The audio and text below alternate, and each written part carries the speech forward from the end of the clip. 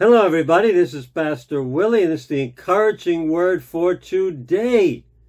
Wherever we look in the Bible, we see glimpses of God's heart. In fact, when you read something in the Bible, a good question to just think about is, what does this teach me about God's heart, God's character? So I'm in my own personal devotions in the morning. I'm reading through the book of Ezekiel right now, chapter by chapter. I read one chapter per day. And Ezekiel is a book about God's judgment, So we get the idea that God is angry. He's going to destroy Israel and the other nations. There's judgment against everybody.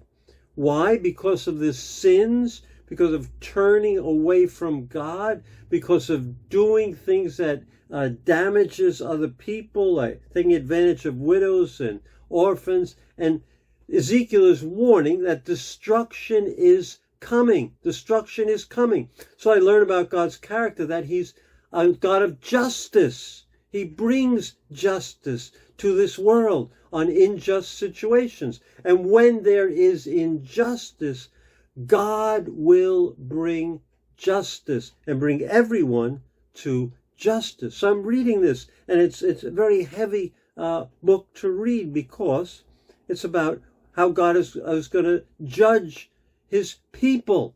And then I get to chapter 22 and verse 33, and I read this verse, which I'm going to read now, and it gives me an amazing insight into God's heart.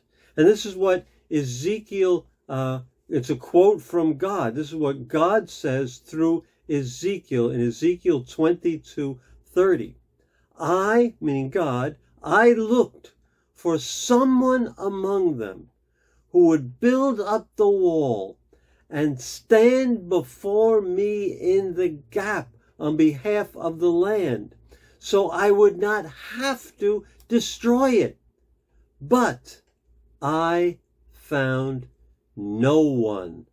I found no one. So what do I learn from God about God's character?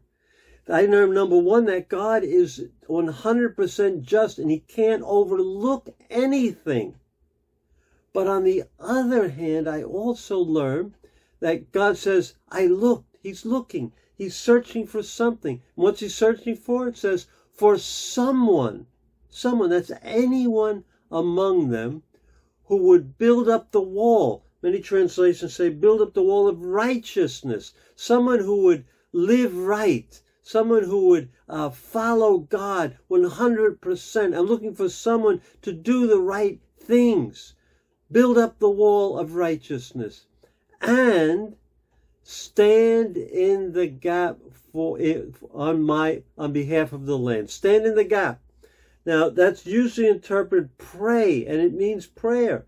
Pray, I'm standing in the gap for this country, and I'm interceding for this country. But it's not limited to prayer. It's also prayer plus action. I'm giving the message. I'm building his kingdom, standing in the gap, building the kingdom of righteousness now.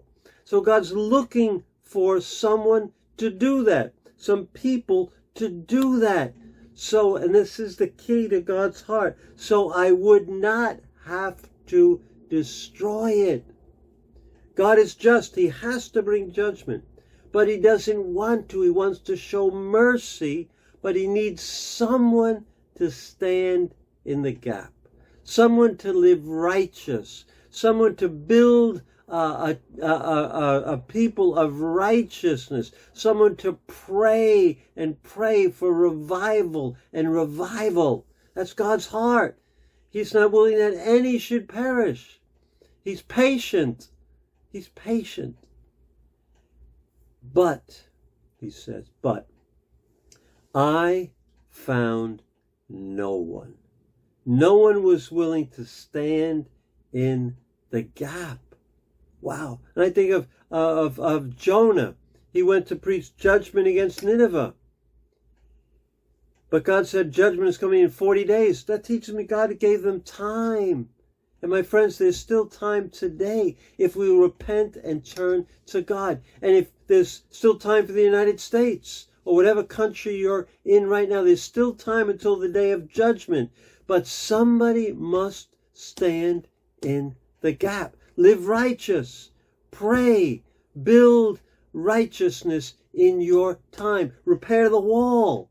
The wall's broken. Will you be that person? Will I be that person? That's our call. That's God's incredible offer. The question, of course, is who will answer? In Ezekiel's time, God looked and he found no one willing to stand in the gap.